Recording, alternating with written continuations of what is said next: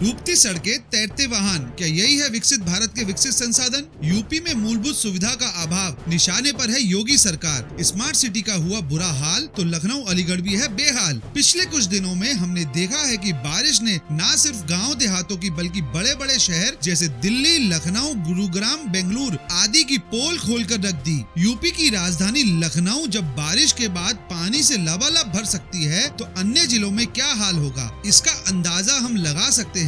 इसका जीता जागता नमूना फिरोजाबाद और अलीगढ़ जैसे शहरों में देखा जा सकता है। फिरोजाबाद को स्मार्ट सिटी के नाम से जाना जाता है। कोई पर्यटक अगर इस वक्त फिरोजाबाद की सड़कों पर भरे सैलाब को देख ले तो शायद उसका स्मार्ट सिटी की परिभाषा से विश्वास ही उठ जाए। अलीगढ़ में इसका अपवाद नहीं है, वहाँ की स्थिति भी कुछ इस प्रकार की नजर आती है। इटावा और अलीगढ़ की हालत के मद्देनजर दोनों जिलों में 24 सितंबर तक स्कूलों को बंद कर दिया गया है। बारिश के चलते इन जिलों में बिजली आपूर्ति भी प्रभावित हुई है। हालांकि यह कहा जाना मिथ्या है कि इस संदर्भ में योगी सरकार द्वारा कोई कदम नहीं उठाया गया है। जबकि प्रधानमंत्री मोदी द्वारा स्मार्ट सिटी की परिकल्पना की गई थी तो उसमें विशेष तौर पर मूलभूत सुविधाएं जैसे सड़कों का इंफ्रास्ट्रक्चर, बिजली, पानी आदि जैसी समस्याओं की आपूर्ति निर्बाध तरीके से हो, इसका आश्वासन भी दिया गया था। योगी सरकार ने प्रधानमंत्री नरेंद्र मोदी की इस परिकल्पना को जमीन पर उतारने के लिए कार्य किया है। जब इस समस्या से निपटने के लिए अच्छी और स्थापित कंपनियों को ठेका दिया जाता है तो विपक्षियों द्वारा अडानी अंबानी को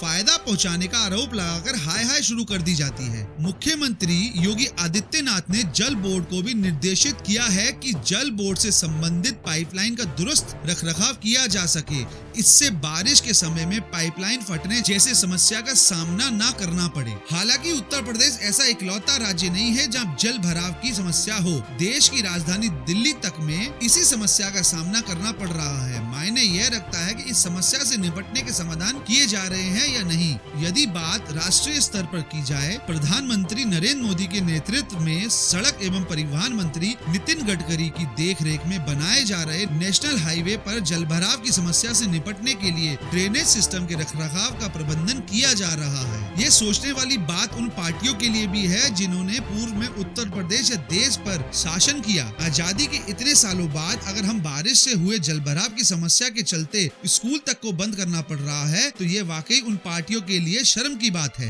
जिन तत्कालीन सत्ताधीशों को यह लगता है कि देश उनकी बपौती है और जनता उनकी गुलाम है, शायद इसी सोच ने देश के विकास को रोकने या सीमित करने की प्रेरणा उन्हें दी और अब उन्होंने विरोध का नैतिक अधिकार खो दिया है। बल्कि उन्हें खुद ही गिरेबान में झांकना चाहिए कि उनका सत्ता में रहते हुए क्या प्रयास किया गया। इस बात से इनकार बिल्कुल नहीं किया जा सकता कि जलभराव किसी भी राज्य या क्षेत्र में हो वह समस्या का कारण नहीं।